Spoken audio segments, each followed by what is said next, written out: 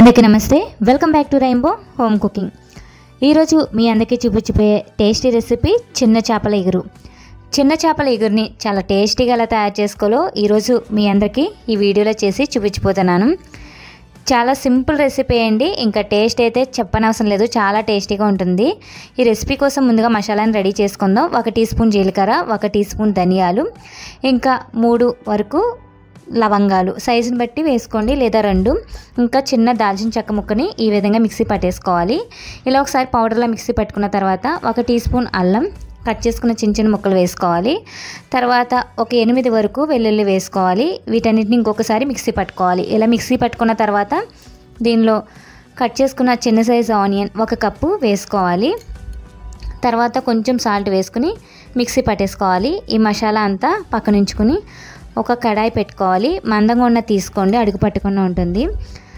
కొంచెం ఆయిల్ వేసుకోవాలి. 4 నుంచి 5 టేబుల్ స్పూన్ వరకు ఆయిల్ వేసుకోవాలి. పచ్చిమిర్చి ఒక 6 వరకు వేసుకోవాలండి. సైజుని బట్టి వేసుకోండి, లేదా 8.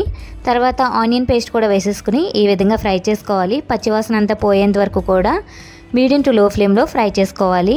ఆనియన్ పేస్ట్ ఫ్రై అయిన తర్వాత 1/2 టీ స్పూన్ పసుపు, ఇంకా 3 నుంచి 4 టీ స్పూన్ల కారం యాడ్ చేసుకోవాలి. మీరు చేపలను బట్టి కారం యాడ్ చేసుకోండి. ఇంకా తర్వాత దీనిలో ఆల్రెడీ సాల్ట్ వేసుకున్నాం కాబట్టి కొంచెం సాల్ట్ మాత్రమే యాడ్ చేసుకుంటున్నాను. ఇవన్నీ ఒకసారి కలుపుకుంటూ 1 నిమిషం ఫ్రై చేసుకోవాలి. ఈ విధంగా ఫ్రై చేసుకున్న తర్వాత దీనిలో శుభ్రం చేసి పెట్టుకున్న చిన్న చేపల్ని వేసేసుకోవాలి. చేపలన్నీ వేసుకున్న తర్వాత గరిటెతో కలపకూడదండి, విడిపోతాయి. గరిటెతో కాకుండా క్లాత్ పెట్టుకుని ఈ విధంగా కలుపుకోవాలి.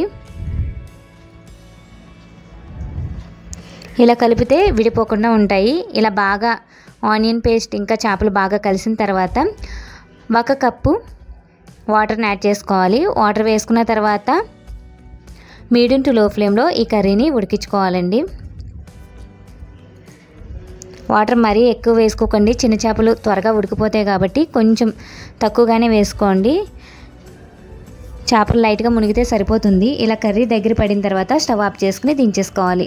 చిన్న చేపల ఎగురు అయితే చాలా సింపుల్గా రెడీ అయిపోయింది. చూసారు కదా, రెసిపీ అయితే చాలా ఈజీగా అనిపించింది కదా. మీరు కూడా ఒకసారి ట్రై చేసి చూడండి. Thanks for watching.